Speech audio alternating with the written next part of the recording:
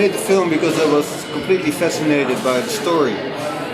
In 2007, a diary was found and it was published in the Dutch newspapers. And it was an enormous shock.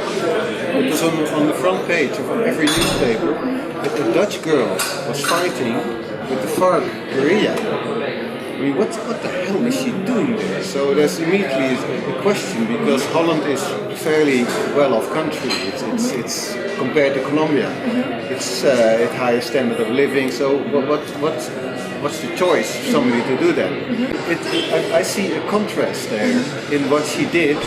I mean, and how she looks, because she has this sensitive, angelic way of presenting herself. She's not only beautiful, she's like a model. She could be a photo model. She's almost too beautiful. And all these things together intrigued me very much, that there was an enormous discrepancy, you know that word, like not synchronized, between the FARC as a militant, violent organization who kills people and blows up car bombs in Bogota. It's a terrorist organization. It's also in psychology that I think I'm trying to get to, well, understanding is a big word, but to get closer to her by showing things that struck me in the diary. Because what makes Tanja interesting is her diary. If she wouldn't have written a diary, she would not be so intriguing. Because what intrigued me is that she has her doubts about the FARC, that she is some kind of suffering there. She doesn't like it there. She writes it, but on the other hand, she writes, "This is my family. These are my friends." So I think, what has happened in your life that made you make that decision? She's not a simple guerrilla girl anymore. She's an ideologist. She's part of the intellectual side of the FARC.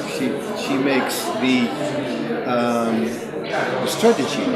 She's not, and it's like in a gilded cage. She gets treated well now, but she cannot go out of the cage. It's a cage. Yes. So how do you see her future? Will she stay with them or? It's very simple. Three options. Yes. I mean, she lives in an area where the army is bombing almost daily the camps, so they have to move about all the time.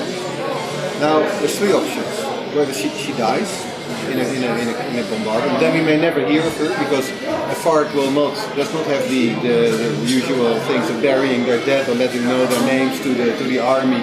They put them in a river or on the ground, and maybe years later they're found. They're in mass graves. So that's one option. The other thing is that she gets captured by the army.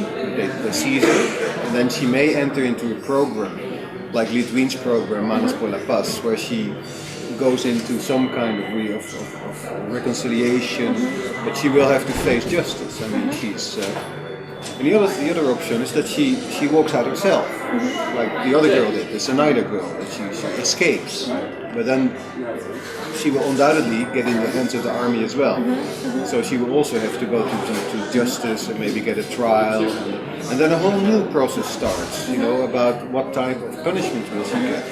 Does the Dutch government, will they get involved then? Are they trying to get her back? But that's of course a totally different stage after, first she has to come out. The mystery, I want to keep the mystery somehow intact in myself, because I think what we saw of her lately in Holland, where she did an interview for this Colombian journalist who finally found her, who was allowed by the FARC to film, also in answer to the film, because I think, to me she's intriguing, because I do not really know. She's still a mystery. And now they used her for propaganda reasons. So she says, yeah, well, we will run the revolution, but it's like a farce, it's like a cliche.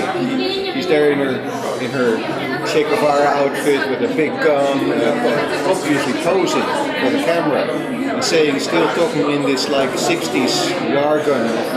We will win the revolution and the government is back. As if time has stood still for 40 years.